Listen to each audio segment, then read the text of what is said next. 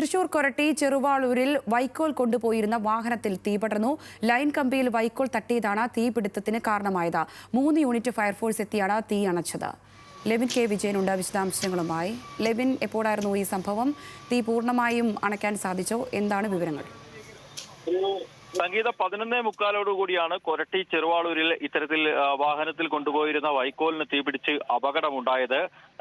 ചെറുവാളൂരിലെ പാടശേഖരത്തിൽ നിന്നും നെല്ല് കൊയ്തെടുത്തതിന് ശേഷം ശേഷിച്ച വൈക്കോൽ എറണാകുളം മാഞ്ഞാലിയിലേക്ക് കൊണ്ടുപോകുന്നതിനായിട്ടാണ് വാഹനം എത്തിയത്. വാഹനത്തിൽ വൈക്കോൽ കയറ്റി പാടശേഖരത്തിൽ നിന്നും പുറത്തേക്ക് ഇറങ്ങുന്നത് വഴി തൊട്ടടുത്തുള്ള ലൈൻ കമ്പിയിൽ നിന്നും വാഹനത്തിലേക്ക് വൈക്കോൽ തട്ടി സ്പാർക്കുണ്ടായി വൈക്കോൽ തീ പിടിക്കുകയായിരുന്നു. പക്ഷേ ഈ തീ പിടിച്ച സംഭവം ഡ്രൈവറും അതിനൊപ്പം ഉണ്ടായിരുന്ന സഹായിയും അറിഞ്ഞില്ല. ഈ തീ പിടിച്ച വൈക്കോലുമായി വാഹനം ഏറെ ദൂരം സഞ്ചരിക്കുകയും ചെയ്തു. പിന്നീട് വാഹനത്തിൽ നിന്ന് തീയും പുകയും ഉയരുന്നത് കണ്ട് നാട്ടുകാർ വാഹനം തടഞ്ഞു നിർത്തുകയായിരുന്നു. തുടർന്ന് നാട്ടുകാർ ചേർന്ന് വെള്ളമൊഴിച്ച് തീ കെടുത്താൻ ശ്രമിച്ചെങ്കിലും അത് സാധിച്ചില്ല.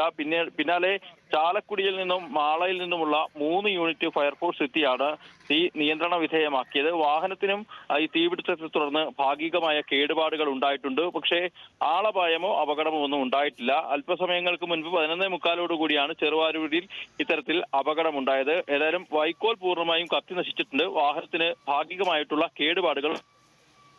ശരി ലെവിൻ.